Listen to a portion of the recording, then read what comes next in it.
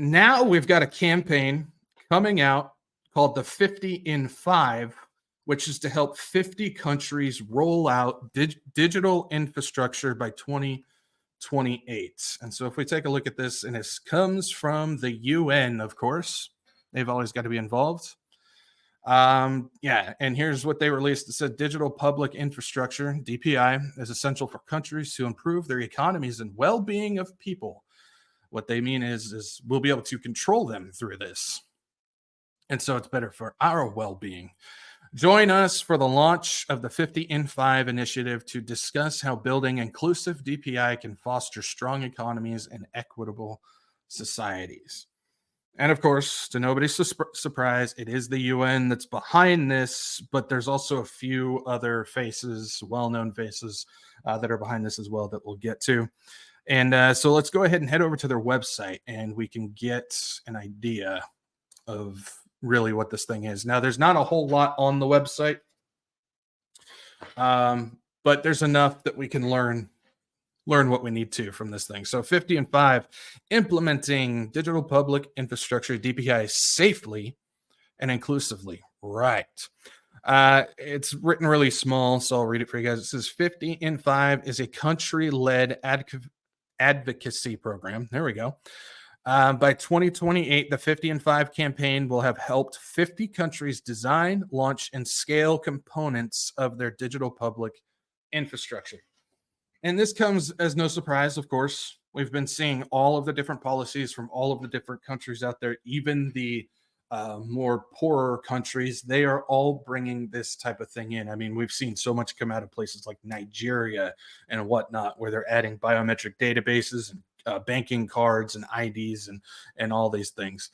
And so what they're trying to do is they're trying to speed this up. They're trying to get it going into motion much, much quicker so they can get it active and online. And if we keep going, it says why DPI, and you can see the little things there: digital payments, digital IDs, data exchange. Those are the main components of this. DPI, which refers to a secure and interoperable network of components that includes digital payments, ID, and data exchange systems, is essential for participation in markets and society in a digital era. If you want to keep rolling with the times, if you want to be able to participate in society, you're going to have to bow down to this new system where we will track, control, and watch everything that you do. That's basically what this has to do with. DPI is needed for all countries to build resilient and innovative economies and for the well-being of people. Again, they're always trying to throw sugar on a rotten piece of I would say meat, but they don't even want meat. So a rotten cricket. I'm sure Uncle Klaus would appreciate that. So anyways, let's keep going. Look at this thing. It says global cooperation for impact. Countries, regardless of income level, geography, or where they are in their digital transformation journey, can benefit from being a part of 50 in 5. By joining, no country will have to no country will have to tackle DPI implementation. Hold on, my computer's being a little funny here. Okay, here we go. Sorry, technical issues here.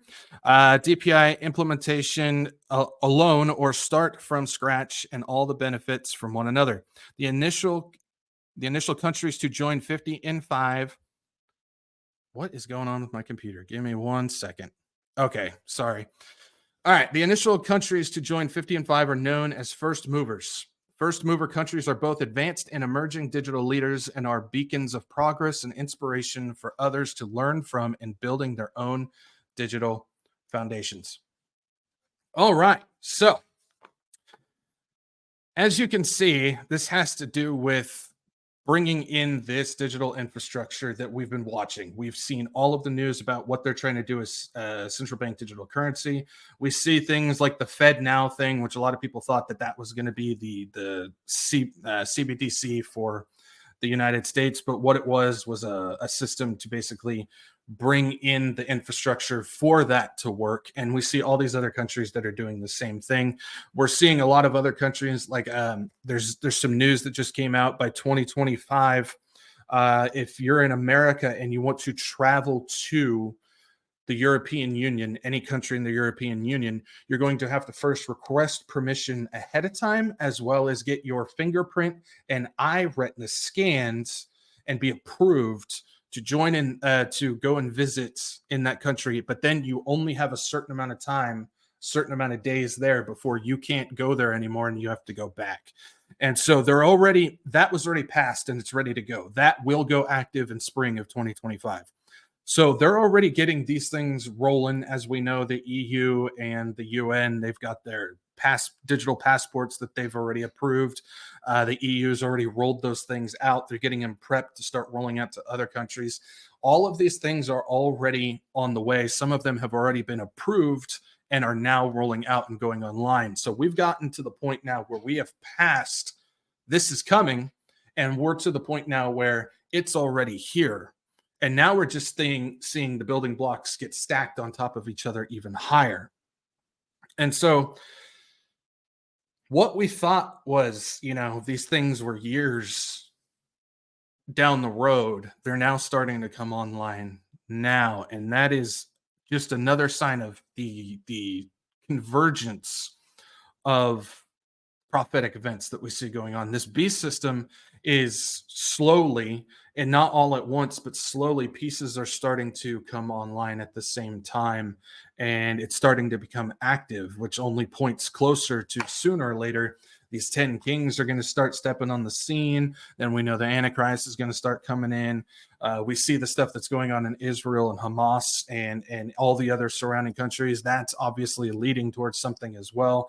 Whether it's Psalm 83 or not, again, I hold to the point of I'm just going to wait and see because I really don't know. I've heard arguments on both sides. They both sound great. They both sound like they fit. So I'm just going to wait and see. But it's possible that that's something that's coming as well. Right now, we're seeing the convergence of all this stuff. So let's take a look at who is behind this 50 and 5 campaign. We already know about the UN. We saw that they're involved. But again, here's some familiar faces. I'm sure none of you will be shocked to see on this. Oh, look at that. We got the Bill and Melinda Gates Foundation right there.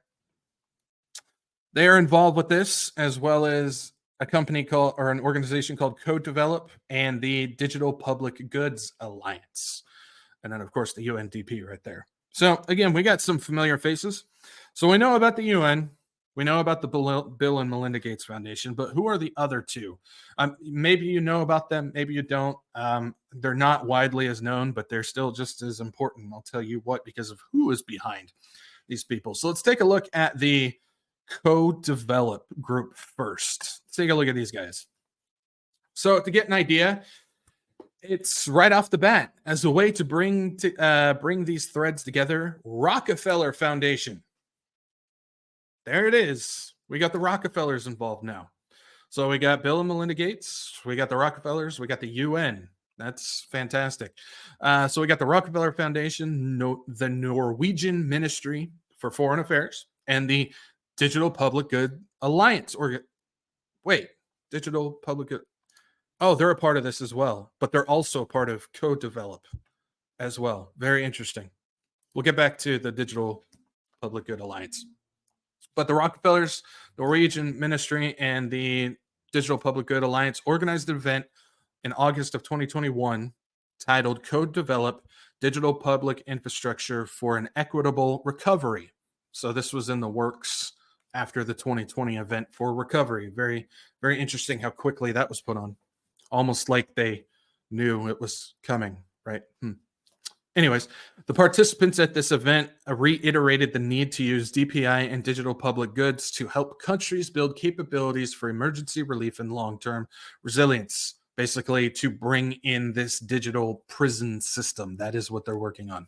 This meeting ended with a call to action to set up a global not for profit fund that would act as a resource mobilization platform and catalyze an ecosystem helping countries build inclusive, safe, and equitable DPI. It's all those are those buzzwords that we see all the time, especially with like the SDGs and whatnot. That's no surprise because the UN, of course, is involved with this. This fund would take on the name of the event to represent the ethos that we collectively believe in to co develop a digital future that leaves no one behind. Hmm. Now, we see that the Rockefeller's involved. And so I headed on over to the Rockabilly, there we go. Rockefeller Fund website to see what they have on co-develop over there. And so they have an entire thing there because they were the ones that helped basically create this program. And it says co-develop is taking on an enormous challenge, laying the plumbing to help 50 countries build their own digital public infrastructure in the next few years. One of the topic's foremost advocates, co-develop CEO Mad Hukar, I guess, has long been involved in shaping DPI policy and projects globally, including years of work within the Rockefeller Foundation's 17 Rooms initiative. So basically, the CEO comes from Rockefeller. For the CEO of Co-Develop comes from the Rockefeller Fund. DPI is a digital approach that enables essential society-wide functions to promote economic and social growth for everyone, not just those who can afford success. Its immediate uses are many, including emergency payments to climate refugees via cell phones. Emergency payments to climate, you got to throw in the climate refugees via cell phones. So basically, digital mobile money that they can track and program and all these things, as well as immediate telehealth and records access. That's your data sharing. They need to have every bit of data, every record they have on you available that they can shoot across whatever system that they want. So they need to know everything about you. So that's what that means. A digital ID that speeds access to social benefits and more. Digital ID so we can keep tabs. You have to use that digital ID everywhere you go, including the wallet that we're sending you money, so we can always keep tabs on you and we can control where you can go, what money you have, where you can spend it, and all these things. Digital public infrastructure is a smarter way of digitization. Basically, it's just a smarter way of keeping trackers on us, ultimately. That's what Matt Hukar said. It's laying a digital plumbing that public, private, and government agencies can leverage to better support the welfare of residents and provide economic opportunity for all. They always gotta throw in those. It's for your benefit. It's always for your benefit. We need to control your life to take care of you. It's kind of similar. Again, I always make reference to the seatbelt laws that we have in the countries and whatnot. I call them parent laws, where it's we're going to implement this law to protect you from yourself. It's not their responsibility to protect me from myself. It's my life, and I can choose to do such a thing. But they're forcing this in a much grander scale when it comes to your money, your health, your work, basically just functioning in society. But again, that fits perfectly with how we know that beast system is going to be run. It's going to be that one world government and the one world economy with the one world religion that ties it all together. It's going to be about keeping everybody in the view of the Antichrist, in the view of Satan. Satan knows that he can't be in all places at once like God is. So he has to basically use technology for his benefit to try and even reach that point. But he's not going to get anywhere closer. But that's ultimately what all this is about Satan trying to keep eyes on everybody all at the same time.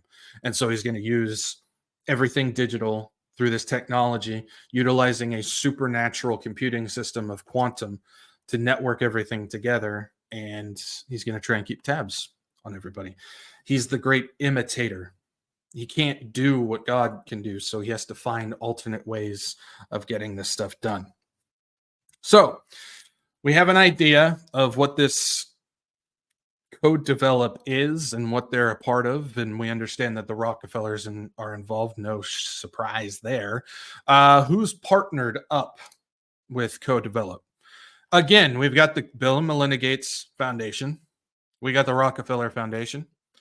And then we've got Ahmed Yar here. I don't know if you guys have ever heard of Ahmed Yar before. I've talked about him every once in a while. I don't really talk about him a whole lot.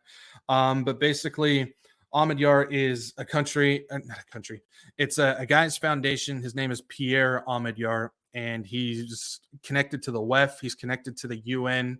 And he was basically the developer he created the founder of eBay, as well as he's a futurist and a transhumanist type of guy. He's put in a ton of money, not only for any groups or organizations a part of the SDG stuff, but he's also put in a ton of money for trying to find ways to extend life, kind of like we've seen with Bezos and Peter Thiel and these other guys, where they're putting in money to try and reach immortality. He's also been a part of that as well. So we see what's going on with that. He's just a major globalist.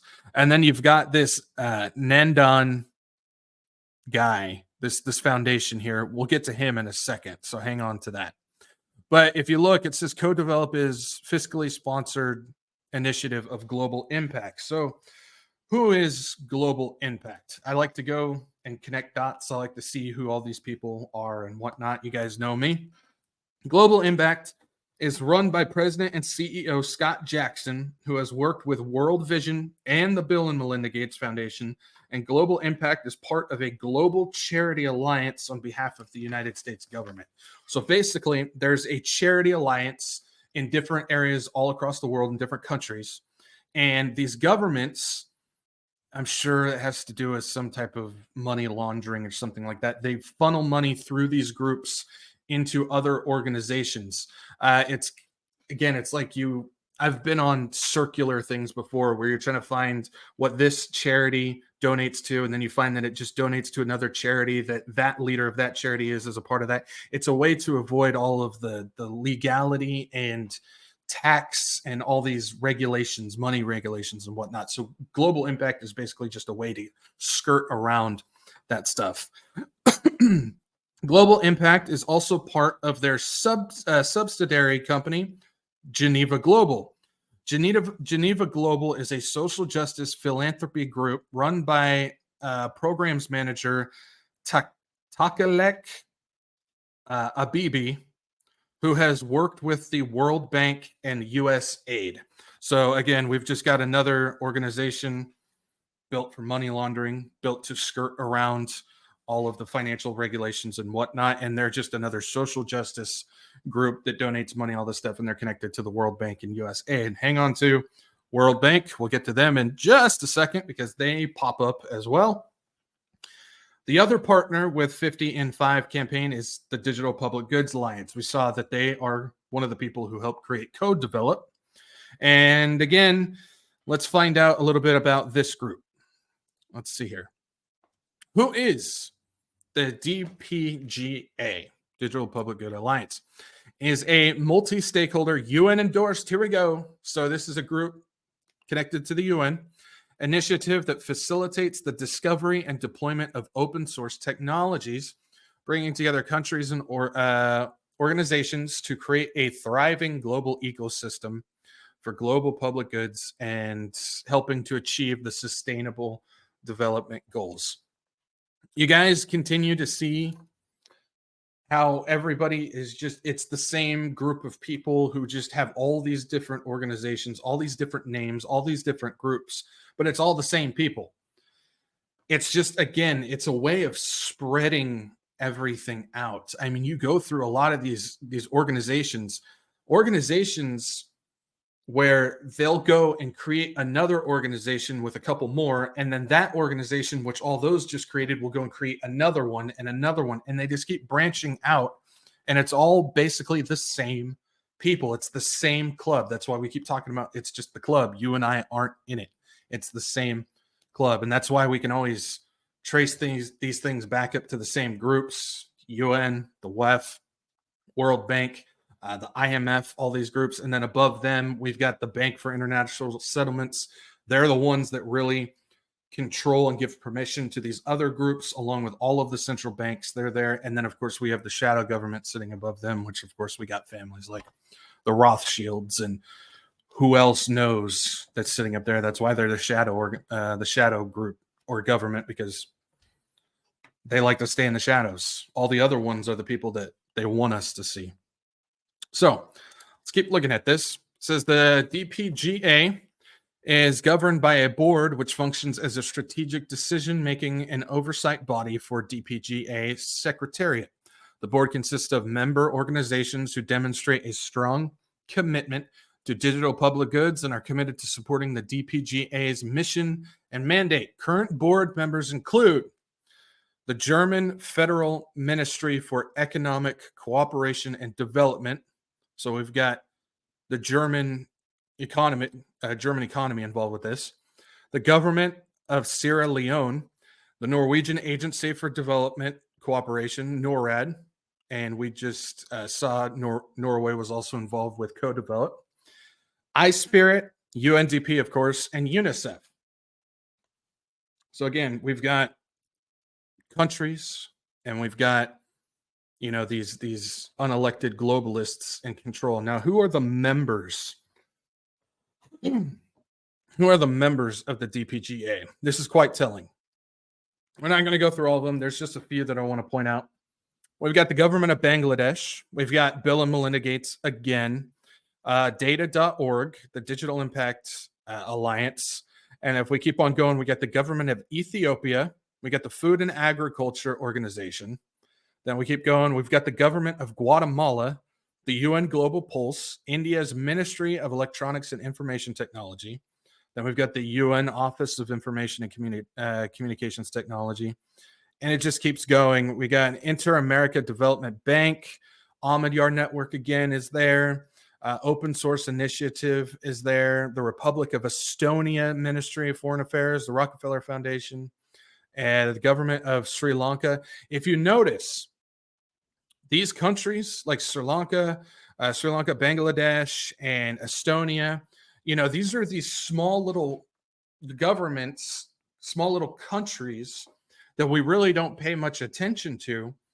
But these are a lot of, we'll take Sri Lanka for an example. I don't know how many of you remember, this was a little under a year ago, I think, the absolute economic devastation that took place in Sri Lanka, which allowed them to introduce UBI through a digital biometric database. Do you guys remember that?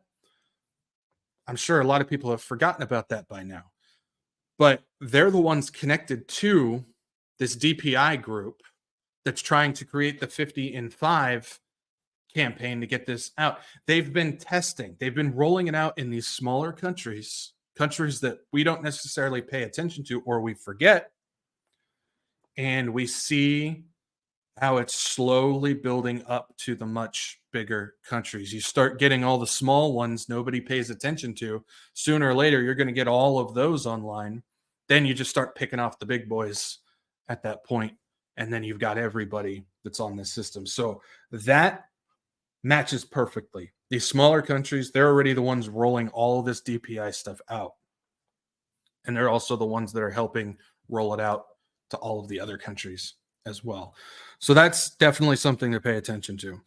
So we've got the connections of the Bill and Melinda Gates Foundation to all of these groups, and it fits perfectly because one of the programs that they've been working on for the past several years, or two of them at least, is the ID40 program and the ID for Africa program. I've talked about these a while ago, but these are programs to bring this digital infrastructure, the DPI, to the more poverty-stricken countries. We just talked about Sri Lanka. We just looked at some of the other ones that were involved that are also rolling this stuff out as well, smaller little countries.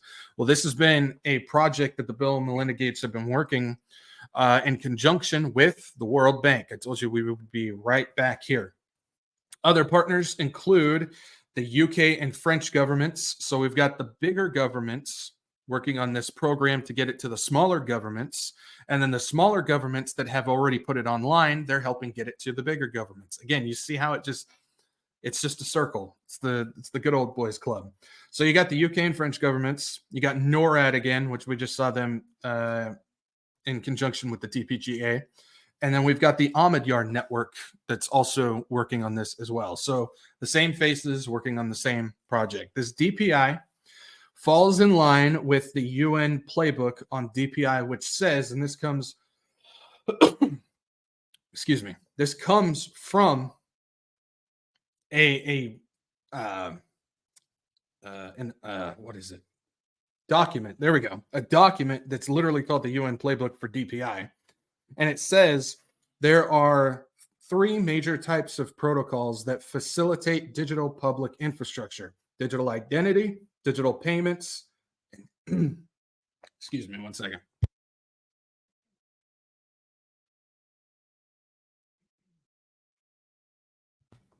Something's in my throat. I don't know what's going on. All right. Digital identity, digital payments, and data exchange. That comes from the UN playbook on this. And I believe we just saw that also on the 50 and 5 page. Same thing. Digital payments, digital ID, data exchange. Oh my goodness. Rough one tonight. Computer problems, something in my throat. Sorry. So the UN states that these 3 are required to create digital services like permits, licenses, record keeping that requires IDs, data exchange across all agencies, both private and public, as well as payment authorization. These 3 protocols then allow governments to develop an entire ecosystem of digital services. So again,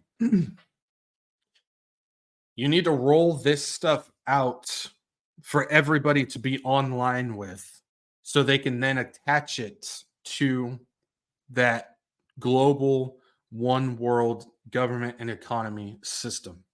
This is truly the ground floor for getting the beast system online. That's why I kept saying when this was the hot topic at the time about CBDCs, everybody was afraid that FedNow was going to be that CBDC. And I kept saying it's not going to be it, because it requires a digital ID first. You have to have a digital ID connected to a digital wallet before they can issue this stuff out. This is that. And then they can get the money out to go with it.